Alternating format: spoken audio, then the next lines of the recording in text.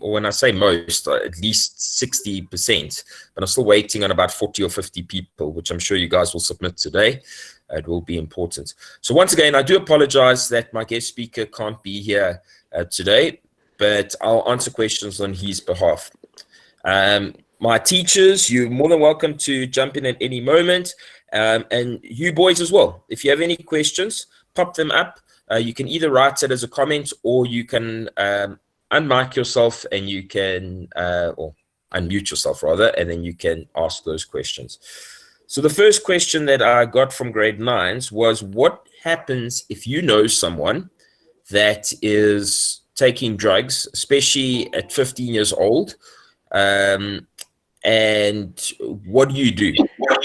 So the first thing is that you do need to report that. And that's not being a snitch, that's saving somebody's life. So if my friend Brian Main was here, he would tell you the same thing. He wishes someone told on, in a sense.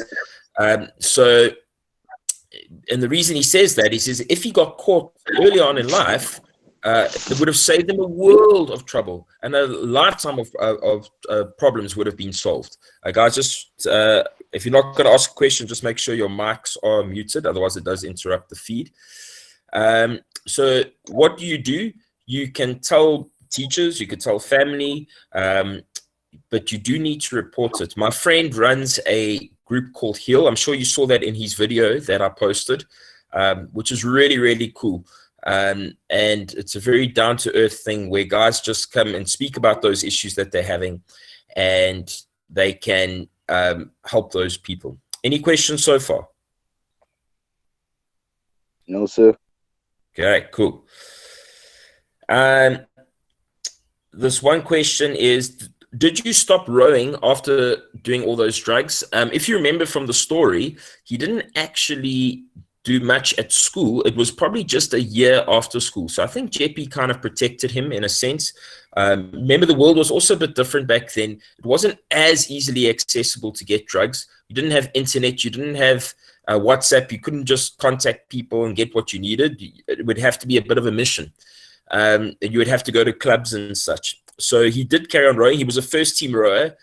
You will see his picture. It is in the Payne Hall. And his dad is extremely involved in the rowing fraternity. Does anyone do rowing here?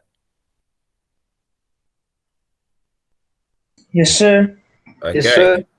Do you guys know Mr. Main? It's that old guy, that small guy, that he often donates things to the rowing fraternity, and he'll go to your rowing events. Do you guys know him? No, sir. Okay. I think if you saw his face, you would recognize him. So that's Brian Main's father. Yeah. Okay. Besides not wanting to look like a nerd, why did you choose to take that first puff? So from what my friends told me, he was one of those guys that really just wanted to be in the group, the crowd, to be noticed. He always wanted to be involved with what everyone else was doing. And unfortunately, that is the problem with drugs. Drugs, guys, by the way, people take drugs because it's flipping nice.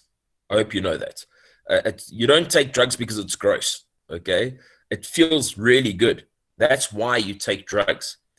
The problem is that the feeling's good, but the consequences are rotten, and you can't get away from them. You can be one of those people that says, oh, I'm going to try drugs, which I don't recommend and I think is stupid, and maybe you don't get addicted. That could be you. The problem is every single person that is addicted once said that to themselves. They said, oh, no, it won't happen to me. Well, you don't know that, okay? Something like heroin, they call it the devil's drug. You are immediately addicted to drugs, to that drug once you take it. Where you guys say that weed is not a gateway drug, and then you show me all this evidence on the internet and all this absolute garbage, I can tell you from my friend, Brian, if he was here, he would tell you this, that it is by far one of the greatest gateway drugs. He'll argue and tell you that alcohol is the greatest gateway drug. Do you guys know why? Nope. No, No, sir. You'll probably end up taking Anyone more wanna take a drugs guess? when you're drunk. Exactly.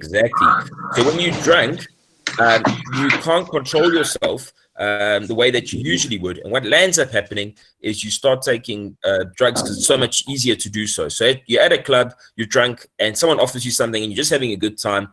So it's by far the biggest gateway drug. And to be honest, alcoholism is probably one of the worst drugs because it's so easily available. It's so readily acceptable. There's nothing wrong with having a drink.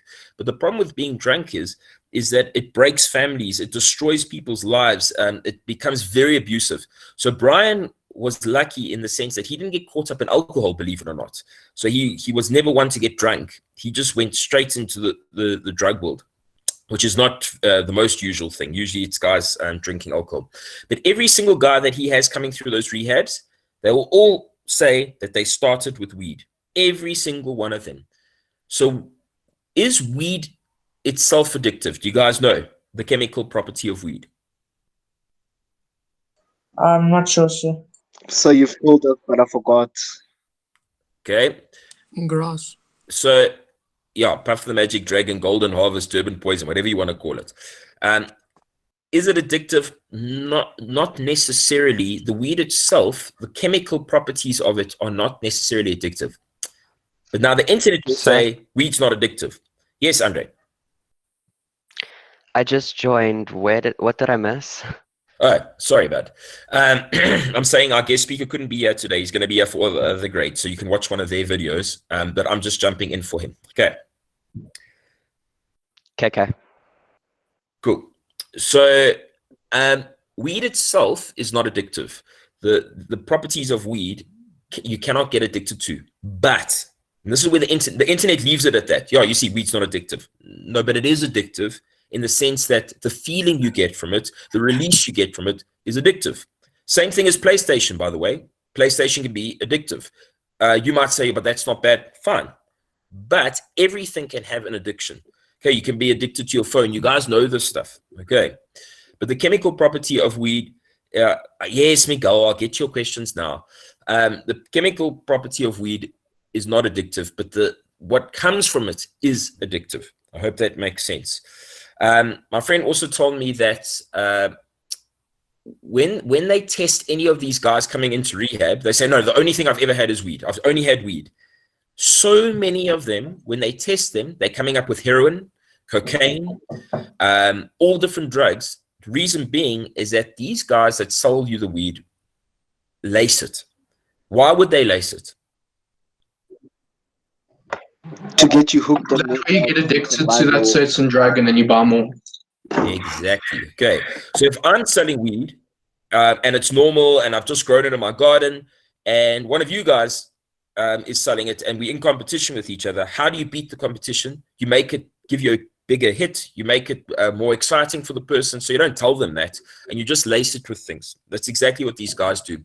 Another thing that he told me was that when he got started with weed back in the day, a hectic level, I can't remember what the levels were, but let's just say, for example, a hectic level of HTC in the weed was 3, for example.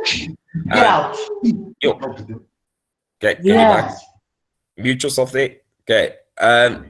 Mr. Singh. Via Baba, yela, yeah. Hey, bro. There we go. Cool. What was I saying? So, say the level was 3 THC. Yes, listen to me. You can see how tired I am. Thank you for correcting me there. So, THC levels. So, say it's 3 was a bad level. Okay, it was like a really big hit. He's saying that your most weed that guys are smoking today, it's like level 10. And the reason being is that it's synthetic. So, most guys that grow it, they'll grow it in a pot or in their garden. But what they water it with other drugs, so that the roots and the weed is taking that in. Okay. So if you grew it for yourself at home, perhaps it wouldn't have those issues. And some guys, there's lots of beneficial properties to it. But remember, is that it's got harmful substances to it. And then it's got, correct me, CBD, CB, something. That's the good That's the stuff that's good for you. That's the stuff that can help with cancer and with pain and things like that. The THC levels are not good for you. So it's an interesting plant. So if you remove that and if you only smoke the CBD stuff, then you would be fine. It's a very, very interesting plant. By the way, they can use it for clothing as well. So in Afrikaans, you can use your hemp to make a hemp nee. Yeah, lekker. Okay. Let me look at some of your questions so long over here, and comments and thoughts and ideologies and notions, emotions. Okay. Blade Franken, Wi-Fi. Yes, interesting. Okay. Silos Jen, who's in bed? Okay, that's me. I lie in bed because if I don't sit in my bed here, the kids will bother me. Okay. Tristan Broom, mute. Okay. Do you believe rehab works? Jordan, yes and no. So with Brian, he went to rehab numerous times. And what happens in rehab is that these guys lie. Okay, you lie and you tell your counselors and you tell everyone exactly what they want to hear because you want to get out and you want to carry on using the drugs. So a lot of it has to come from you intrinsically, meaning that you want it. You want the change. If it's coming extrinsically from people telling you to change, it doesn't necessarily bring that change. But rehab can work in the sense that you're being forced into a situation where you're not allowed to use it. But like I said, like with this lockdown, imagine how many guys that love smoking cigarettes can't wait for the lockdown to end so that they can get a smoke. But others of them are actually using it as an opportunity to stop smoking. So this lockdown is actually a good analogy or good metaphor for what rehab is like. So some people, it helps them to stop. Others of them, they just want to get back to that hit. Yes, Andre, you want to say something?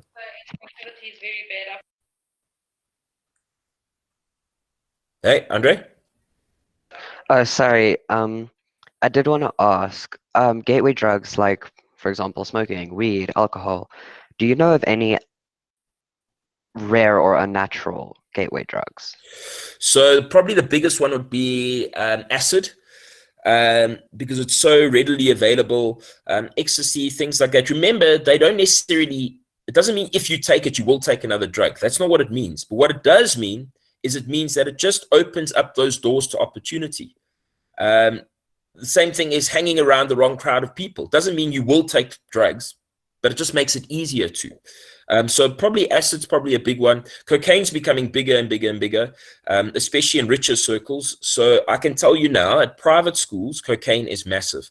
I spoke to some of my grade 11s or matrics last year, and they said, sir, in your generation, weed was the experimental drug. In our generation, cocaine is. So literally guys are going and snuffing and having hits and lines at house parties and things like that. Good. Does that answer your question? Yes. Do you think that peer pressure could be a big effect in this? Obviously. Okay, so peer pressure. By the way, peer pressure can be positive, eh? You can have, you'll see in the top academic classes at JEPI, in the G and F classes, what happens is that there's a massive peer pressure to do well, and it pushes them to get their marks up. So peer pressure is always an influence. Family pressures, teacher pressures.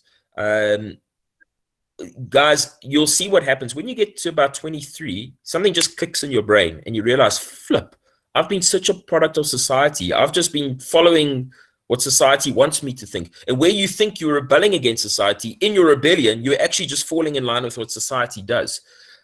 So peer pressure and those pressures that we feel, absolutely. Anything else? Cool. You want a new class? Shame, so I can't help you with that now. Okay.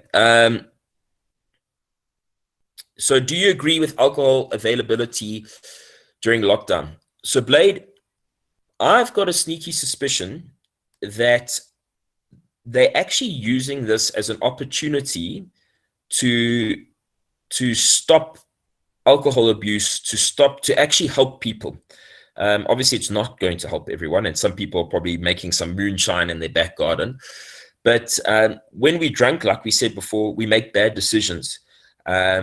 People don't make the right choices. You're going to see people going to shops without masks on, which I've been seeing tons of, which is absolutely insane.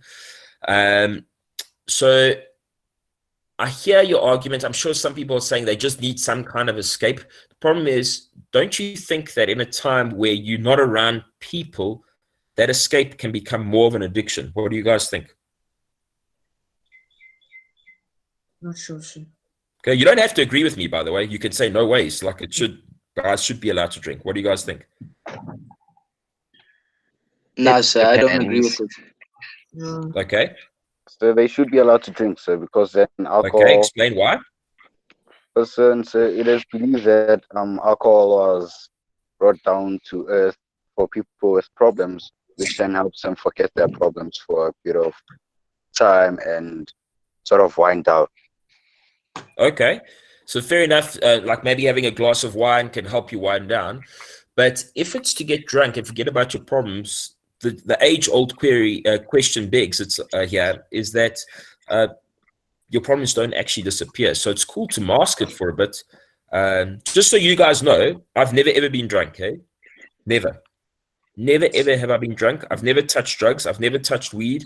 I had sex for the first time on my wedding night. God really protected me. I had tons of friends around me that were drinking and drunk as skunks, helping them. I had to help friends that were vomiting from house parties. You know what one of my mates did? He dared one of my friends to take, you know what absinthe is, guys? No, sir. No, So sir. it's alcohol. It's like a very luminous green. It looks like glow in the dark, like a green alcohol, and it's a hallucinogenic alcohol. And they instead of smoking their hubley with water, they poured absinthe in to smoke it through. Okay, and at the end of the night, my one friend dared another friend to drink that flipping dirty absinthe liquid stuff. Guys, I've never seen someone vomit more than my friend vomited that night. How stupid. Honestly, how stupid. Yeah, what's that? Sir, Terrence? I was gonna say, Yeah. I was gonna say that I don't think it's good to drink because even though you have problems, I mean, like most people drink until they get drunk because they have problems and they want to forget about it. But once they like not drunk anymore, the problems are still there. So it doesn't help anything. Well, exactly that. That's exactly the problem. But let's just go on to a few other questions because we're nearly out of time here. They go really quickly, these lessons. I hope you guys are enjoying this, just having a good chat about stuff. Let me just see. Okay. Have I ever taken drugs myself? No, I've answered that one. Let me just see. How would you get high without drugs? Well, I used to argue that you get high in life, but you can literally get a high from, if you're talking about a full-on high, no, you would need some kind of a substance to do that. It doesn't have to be drugs. Coffee is a legal drug, so caffeine is a legal drug. But running releases dopamine and endorphins and things like that. So that's one way to get high. Another way to get high is, you know, when you receive messages on your phone, they've proven that it releases dopamine. It's got a similar effect, not as hardcore, but a similar effect to heroin. So pornography is another one. These aren't good. I'm not saying it's good for you. What I'm saying for you, it does make some sort of high.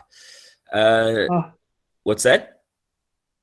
Sir, how does the cell phone make you high? That's my question. So you can watch, there's numerous documentaries on it. So what happens is that when you send, let's say, for example, you make a status on your WhatsApp and people start commenting on that status. Each time you're hearing a message coming through, you feel life, okay? So they've proven that what it does, it almost gives you like an injection, like a bit of energy. So when someone watches a video that you've made, you feel life. How many guys have watched it? How many likes have I got? And they've looked at it in CAT scans and things like that, and they've shown that it actually affects the exact way the brain's affected in that moment is exactly what happens when you're taking heroin. Does that answer your question? Yes, sir. Cool. Thank you. Brett, I don't know if do you mind if I jump in here quickly? Yeah, go for it, sir. So I think the idea of high is what some of them might be struggling with. Some of the boys might be struggling with, because we watch movies and we see how guys get high on on drugs, and we think it's that like that feeling where you're dizzy and you sort of in another world type of thing.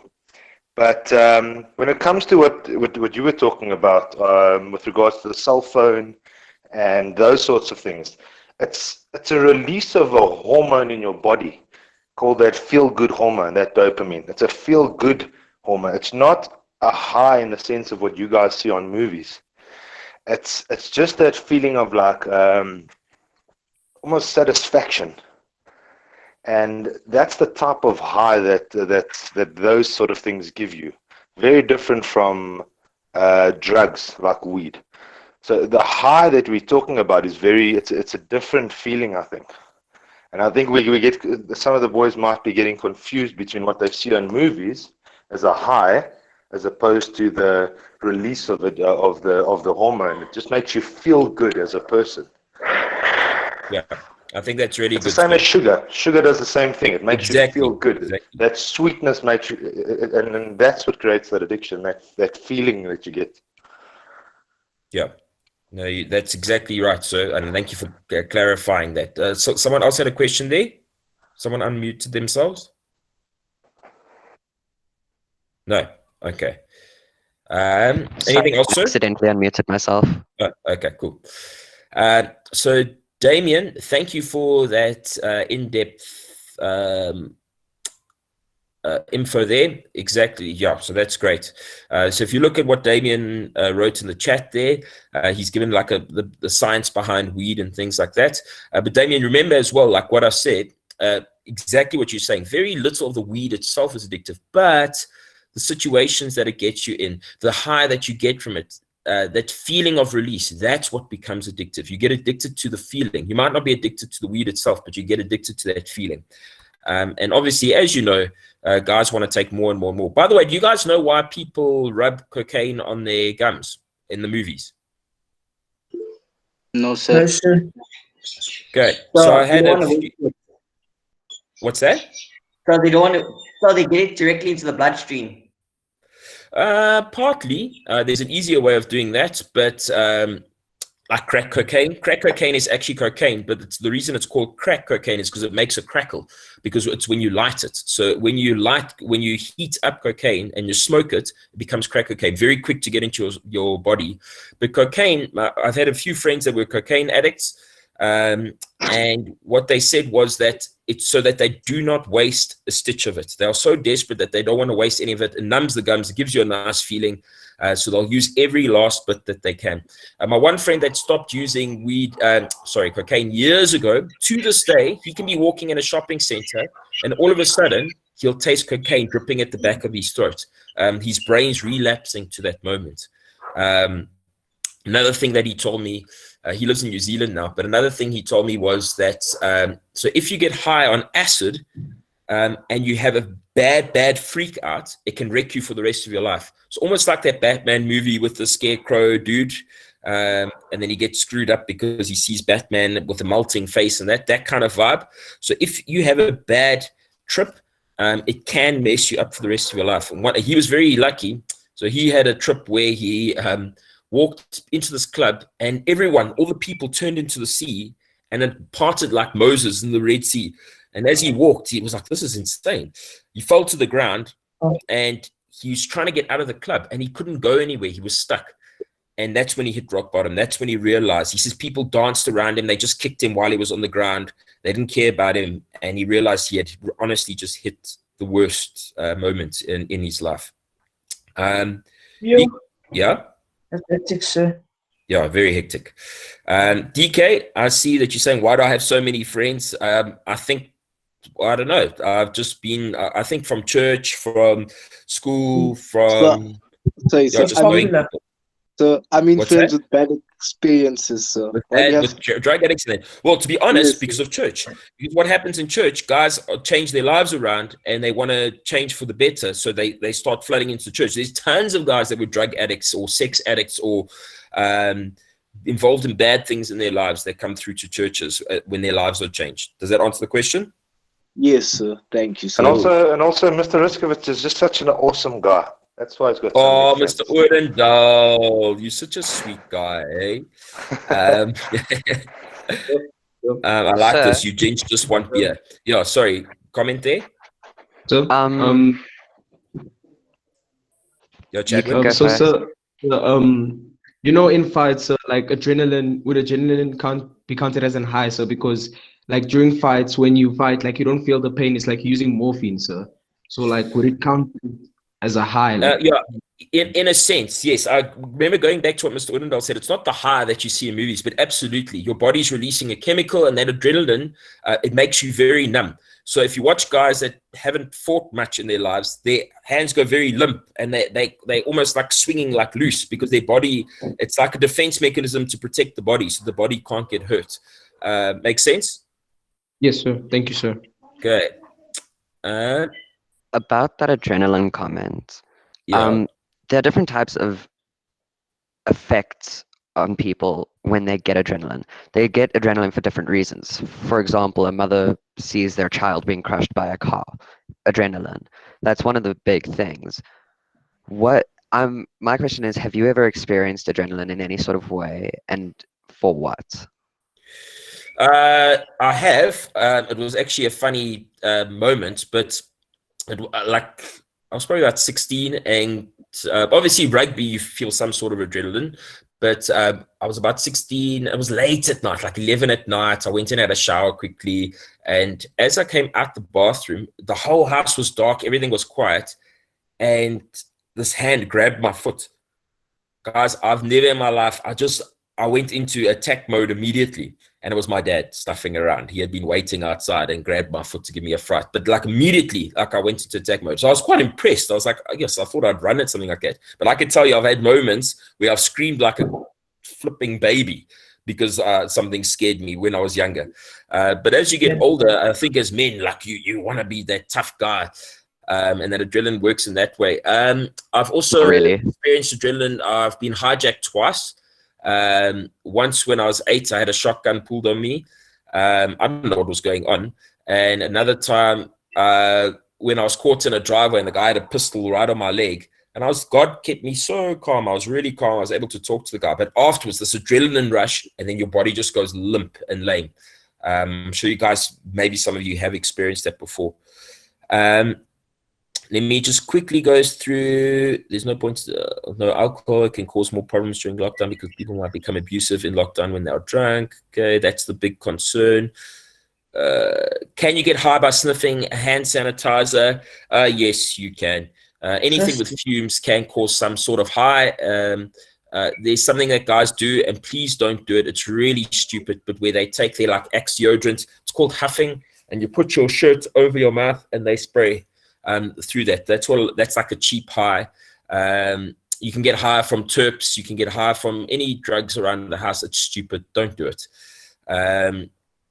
So do you believe that people should only have sex after marriage? Well, if you're a Christian, absolutely. If you're not a Christian, it comes down to your choice. It's probably wise that you're not sleeping around because you're preventing STDs and things like that.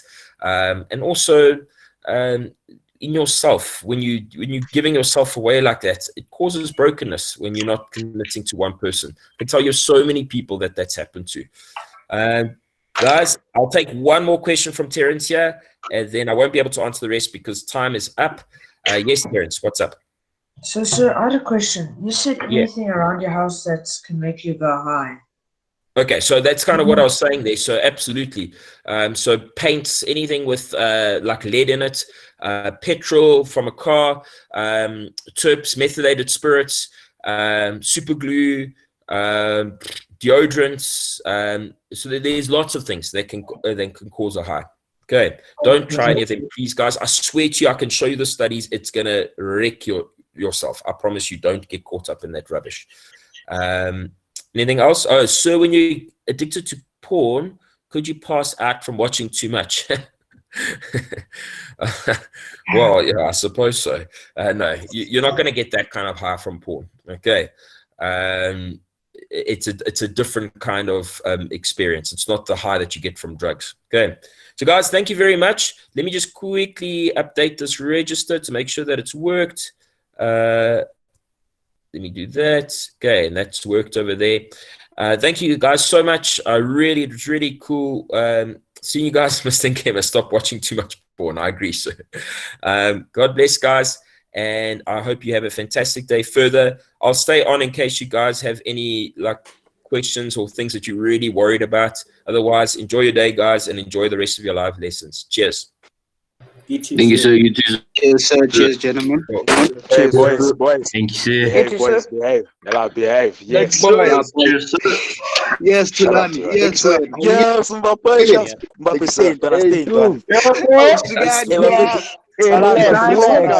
Relax.